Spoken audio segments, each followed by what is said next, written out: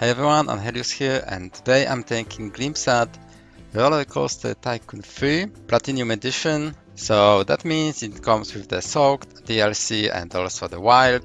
Basically the Soaked add watery attractions and Wild add wild animals and the ability to see them. But before we go into game, let's just take a quick look at options and tools. So this is pretty classic. You can choose the full screen on windowed mode.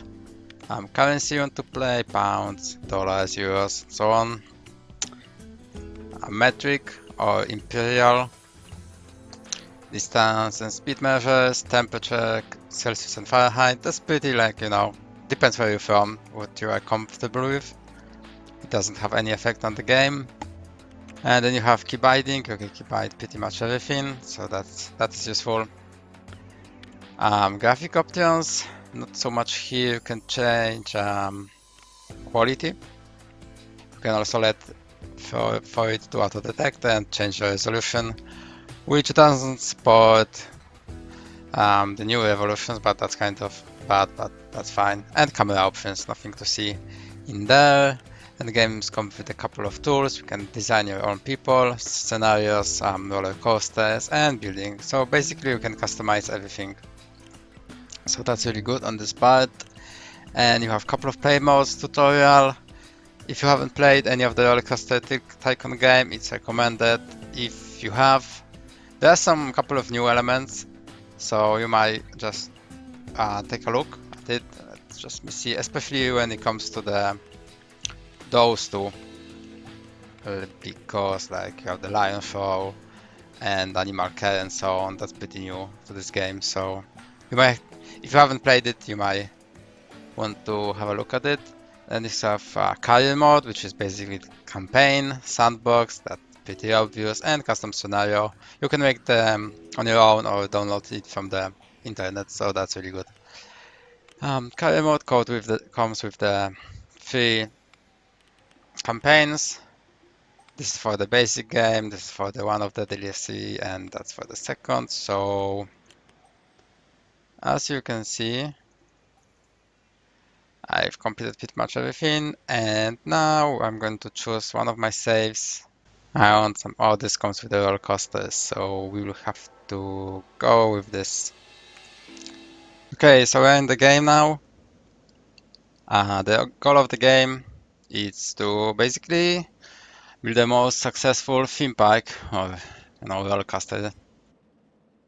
Anyway, this scenario is finished. As you can see, I finished all the objective of Apprentice, Entrepreneur, and Tycoon. So, but it's good because now I'm able to show you everything, how it works, and I don't have to start over with no money and empty park, because sometimes you start with the park that is already started. You have some roller coasters or some attractions and so on, and sometimes it's empty. So anyway, this is good. So let's just go through every option. I think that would be the obvious choice. So this is your goal screen. If you haven't done it, you can check what you have to do. For example, at the start, I have to have 300 guests in park, ride income 100 euros, and minimum length of 2 coaster by 250 meters. So that was pretty easy. And the goals are getting harder every time. And I must tell you that on some missions, you have the VIP, visiting your park, and those are the hardest and most annoying missions out there. I don't really like them, so that's something to consider. Sometimes they're really bugged, so that's a big flaw of the game. This is time control. You can pause the game or speed it up. Usually you want to play with the maximum speed because to get your money faster. So yeah, this is your finance screen. You can charge on most of the missions. You can charge for the entrance fee, but I'm not doing it. I'm instead charging more for the attractions. And here there's your loan. You can take like it depends on the mission, but you have to pay it interest. So if you don't have to, I would advise not to take a loan. Some missions you start with the loan, so you have to pay it back and then your own money this way. That's why most of the missions are start hard at the beginning and extremely easy afterwards. So no, not really hard, but kind of challenging. And this is where your cost of everything and income gets. So that's sometimes useful if you are spending too much or you are not earning enough. You can check it out. It's useful. That's the number of guests in the park and how much they like it. Like, that's pretty good score as aside from litter and vomit. I should hire more janitors, but maybe later. And this is temperature. Basically, well, I think it allows how often they want to get a drink, and sun doesn't affect anything. The rain does, though. Some rides are unusable when it's raining, and when it's raining, people are getting pissed and they want to buy umbrella, which you can charge a lot of money for. So, that's good. Maps, pretty classic. You can check anything. I'm not really using that. Controls that you can customize what you can view. You can turn off the people in the park and so on. That's really, I'm not using that either. That's option screen, it's pretty basic. This is the exit. This is what is start to get interesting. There's park management. You can, there's finances we've been there. There's your staff. You can staff your hire your people here like janitors, mechanics, and so on. Also, as in the previous game, you can move them around. For example, if there's a janitor, so if I found a litter somewhere, like here, I can directly move him and make him clean it. So that's useful. He's cleaning it now. You can promote your staff, so they will be more efficient. That's not advisable at the start, but later on, yeah, I would do it certainly. And what you can have security person and entertainers and animal keeper. That's from the DLC. So I won't discuss it now. Objectives have been done research. How much you are spending on research, you can customize it, and also what are you interested in for your researchers to develop. As a quick tip, on the start of the mission, put it to low or even turn it off because that's you have some buildings to buy and that's some unnecessary cost for your park. Attractions, you can look at them and there's like shops and facilities. And there's how many people are riding. You can see like popularity or weekly profit, the thing you are most interested in too. So, and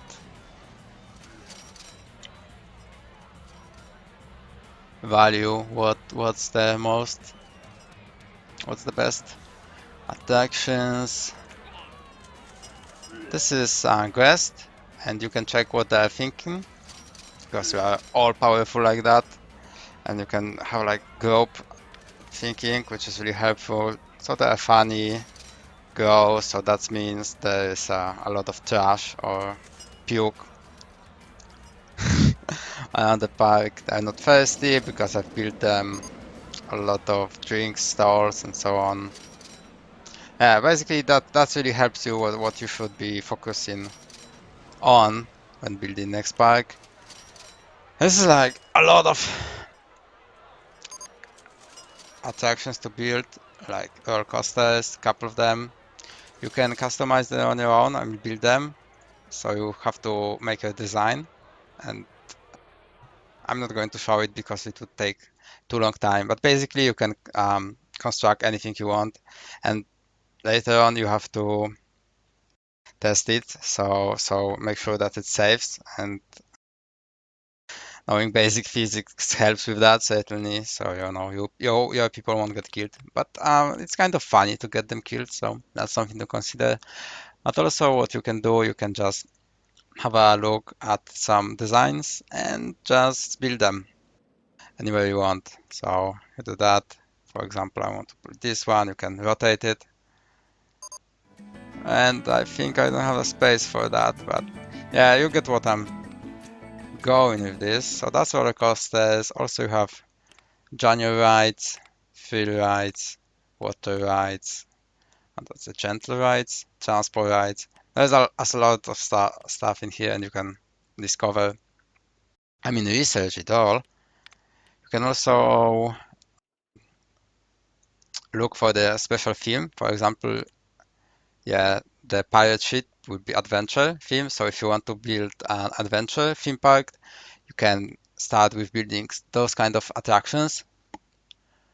If you are going for it, you get in the boost if you are some area of your park is of specific themes like there's western, spooky, science fiction, adventure, all of this stuff. So that's really fun. And from the DLC you have pools. That's from the soaked DLC, where you can basically build a pool and some water rides in it and the animal. You can purchase them, build a fence, of course, so they won't run away and people will be able to see it and obviously pay for seeing them. So it's really useful. You have here you have what is it? Food stalls. Again, you can put a specific theme into it or have general. And you can obviously research more of that. Here's a drinks. That's like stars with shirts and all kind of gadgets you can buy, like hats and so on. Team Fortress hats. Oh, that would be awesome if you could buy them. Scenery, it's pretty basic. If you want to customize, build like benches, beans, lamps, or some trees or scary things around the part, you can do it. Path, pretty it explains itself. And you can delete objects as well. So that's pretty decent options, to be honest. And now, nice feature it has. You can customize everything on the right as well. So let me click this roller coaster and you can customize the color of everything, like the ride and also this rails. Set the price, obviously, for every of your attraction. See what the guests are thinking of it. They're not thinking anything. How you can change the entrance to fit in some theme. There's adventure themed thing now. You can change the music that is playing. And also you can ride this attraction, which is really fun. I'm going to show it to you right now. So you basically get to experience what the people that are riding it are experiencing. So that's really fun, and you can use it on pretty much every roller coaster and other attraction you have in your parks. Here it goes. And you can also see how the park looks from that perspective. As you can see, that's pretty, well, not old game, but certainly not new if you look at the graphics. But it's doing fine. You can get it on G and Steam for sure, maybe on some other sites as well. So that's this if you are interested in it.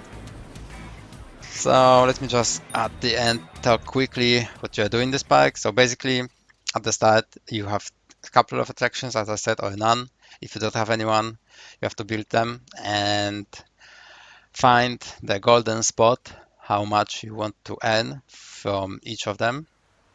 Then you can, so that means that people will come into your park, and after then you can buy some like pretzels, drinks, and basically food and drinks because your people will want it. Um, then you have to build toilets, obviously, when they have eat and drink, they want to throw it away from them. So got to build a couple of toilets. Also build information at the start of your park because let me see, do I have one? No, because it's not allowed in this mission. Well, basically if it is, you want to build it because it comes with the map of the park and that's really useful, and it also comes with the umbrellas. So if it's raining, yeah, you'll get a lot of money from that, and that's useful. Also later in the game when the people spend most of their money, you want to build ATM machines, so they will empty the bank accounts and pay and give their money to you. So really useful. Not evil at all. That's how capitalism works.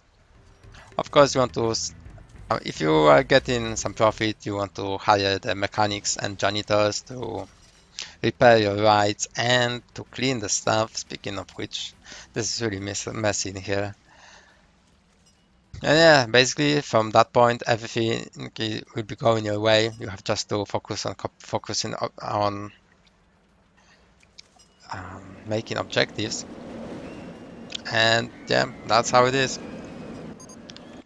So my biggest complaint about this game would be everything what I said now. The game is really basic when it comes to economy. As I said, only time when it's, well, not hard, but a little challenging is the beginning. And then if you pass that, that's basically it. You will get in a lot of money later on, and with a lot of money you can buy everything you want. So you just have to be patient, which, as I said, you can speed up the tempo of the game to maximum and just wait for the money and build it, and that's it. There is no disasters. Anything that can go wrong is rain, but so some of the attractions will not be available for people to use at the time, but they buy umbrellas at this time, so you know you won't go bankrupt for sure.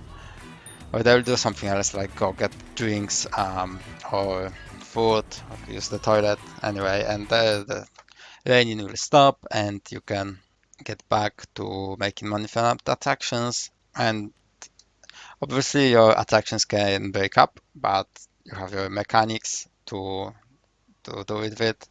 So that's it. Another complaint about this game would be the VIP missions, which sometimes the pathing is buggy, so they won't get to the attraction in time or something. And yeah, I just don't like that mechanic in this game. So to sum up, if you are a fan of the economic games, that might be something to look for you. Although if you are looking something for some deeper simulation, the art game will not provide it for sure. But if you just want to build a theme park, that game I think will be fine for you. We are not getting many. What is this Latin doing here? We are not getting a lot of games like that anymore, so that's something to consider. I've heard that RollerCoaster Tycoon 4 is coming out, but I don't know anything about it, so I shall not discuss it any further. And that should be it. I hope you liked that glimpse at. I shall see you next time.